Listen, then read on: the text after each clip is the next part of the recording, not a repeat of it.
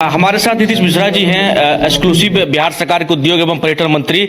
सीधे जुड़ेंगे, बात करेंगे। सर, वहां से हमारे जो एंकर है उनका भी सवाल है, जो बजट हुआ है, इस बजट को लेकर के क्या कहेंगे, कैसे देखते हैं? नहीं, हम तो बहुत आभार व्यक्त करेंगे आदरणीय वित्त मंत्री जी का और आदरणीय प्रधानमंत्री जी का कि बिहार की जो आवश्यकता थी, खासतौर से इंडस्ट्री और टूरिज्म सेक्टर में, इस पूरे बजट से हमें बहुत लाभ मिलेगा। और जो बिहार ने एक यात्रा प्रारंभ की है विकास की, उस विकास की यात्रा में हमें और इसमें शक्ति मिलेगी और ताकत मिलेगा, ताकि हम जन आकांक्षाओं की हम पूर्ति कर सकेंगे। आशा जी, आप भी सवाल पूछ सकते हैं, हम स्पीकर को ऑन कर रहे हैं, पूछ सकते हैं सवाल आप भी। बिहार के लिए बहुत कुछ दिख रहा है। देखिए, गेस्ट पैनल भी जुड़ा हुआ है क्षितिज जी, और ये कहना है कि विधानसभा चुनाव है बिहार में, इसलिए बिहार को लॉलीपॉप दिया गया है। और पर्यटन बौद्ध स्थली को जो डेवलप करने की बात कही गई है, इसके अलावा एयरपोर्ट को लेकर बात है, आईआईटी पटना को लेकर बातचीत है। क्या खास लग रहा है इस पूरे बजट में बिहार के लिए जो चीजें की गई हैं, या बिहार को जो तोहफे दिए गए हैं, बिहार कितना उससे डेवलप होगा? नहीं, देखिए, एक तो जो मखाना बोर्ड की भी स्थापना का जो निर्णय लिया गया है, वो अपने आप में बहुत बड़ा एक वरदान हम लोग के लिए साबित होगा, क्योंकि संपूर्ण उत्तर बिहार अगर आप देखेंगे कि 85 से 90% की हमारे जो मखाने की खेती होती है, वो उत्तर बिहार और मिथिला क्षेत्र से होता है। तो एक राष्ट्रीय स्तर का मखाना बोर्ड के गठन से न सिर्फ उसके फार्मिंग से लेके प्रोसेसिंग से मार्केटिंग और वैल्यू एडिशन सब में हमें लाभ मिलेगा। साथ ही साथ जो हमारा जो कोसी कैनाल एक वर्षों से एक बहुत बड़ी वहाँ की जनाकांक्षा रही है कि उसमें कैसे इरिगेशन बेहतर हो, तो लगभग 50,000 हेक्टेयर से अधिक सिंचित होगा। और साथ ही जो सबसे बड़ी बात, बिहार का कोर स्ट्रेंथ लाइज करता है फूड प्रोसेसिंग में, जो एक राष्ट्रीय स्तर का जो एक संस्थान के गठन का प्रस्ताव आदरणीय वित्त मंत्री जी ने जो दिया है, जो food processing food technology entrepreneurship and management.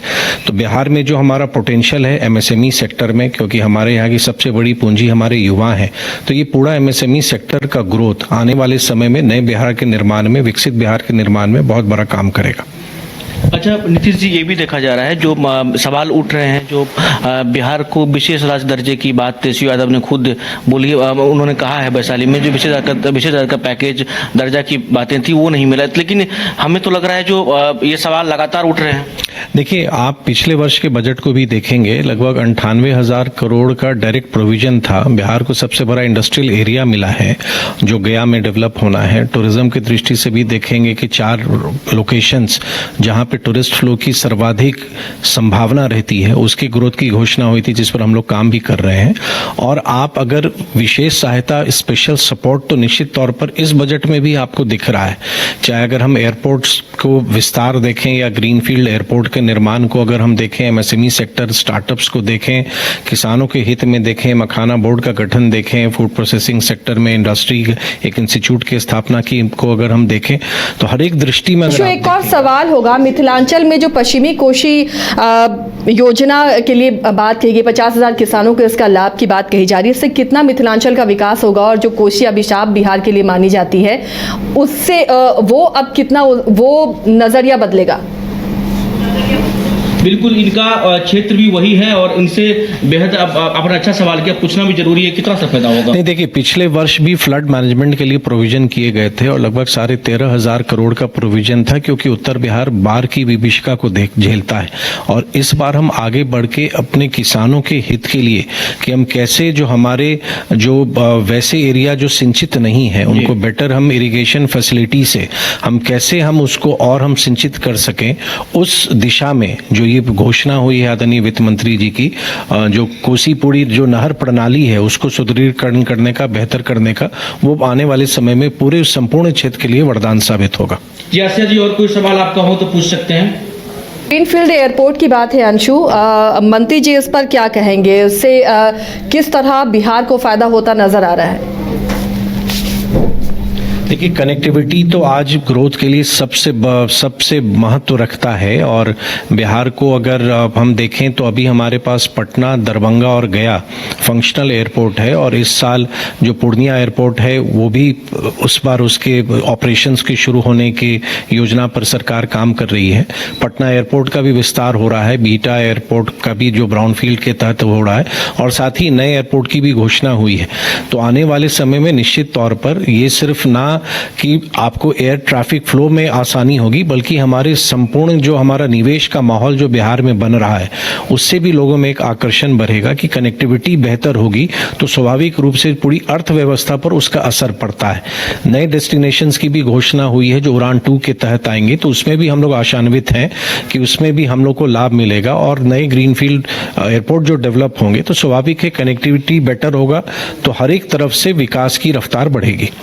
जी आसिया जी, और कुछ सवाल पूछ सकते नीतीश जी, ओवरऑल बजट को अगर देखें तो क्या इसका की पॉइंट आपको नजर आ रहा है? क्या इस बजट में आप खास देख पा रहे हैं जो पूरे बजट की खूबसूरती बयां करता हो? देखिए, I think this budget has touched every sector. मतलब अगर आप हर एक क्षेत्र को अगर हम कहें कि इस बजट ने उनको ध्यान केंद्रित करके आदरणीय वित्त मंत्री जी ने इस बजट को बनाया है, तो वो कहना अतिशयोक्ति नहीं होगी। आप फार्मर से लेके जो हमारे मध्यम वर्ग से लेके जो आगे आने वाले समय में भारत को आत्मनिर्भरता के साथ साथ विकसित भारत की ओर जब हम बढ़ रहे हैं, तो जिन चीज़ों पर हमें कुछ टैक्स कंसेशंस करने हैं या कहीं पे हमें लाइफ सेविंग मेडिसिन से लेके फार्मर से लेके आर्टिफिशियल इंटेलिजेंस, आईआईटीज, आप संपूर्णता में देखेंगे कि हर एक सेक्टर को टच किया गया है, स्टार्टअप्स को देखा गया है, महिलाओं को देखा गया है, यूथ को देखा गया है। तो जो हमारा जो पूरा फोकस है, जो हमारे पुअरेस्ट ऑफ द पुअर हैं, जो हमारे फार्मर्स हैं, हमारे जो यूथ हैं और विमेन हैं, उनको केंद्रित करके ये बजट बनाया गया है, जो निश्चित तौर पर भारत की जो का जो इमरजेंस ग्लोबली हो रहा है, उस एक बड़े शक्ति के तौर पर, एक बहुत बड़े मार्केट के तौर पर, एक बहुत बड़ी अर्थव्यवस्था के तौर पर उसको बहुत बड़ी मदद मिलेगी। शुक्रिया नीतीश जी इस एक्सक्लूसिव बातचीत के लिए। अंशु, आपका भी शुक्रिया उद्योग मंत्री से बात करवाने के लिए। 5 राज्य, 61 शहर, 150 प्रोजेक्ट और एक वास्तु विहार। नई सोच, नया घर। बनाए रखिए अपना प्यार, सेवा में है वास्तु विहार।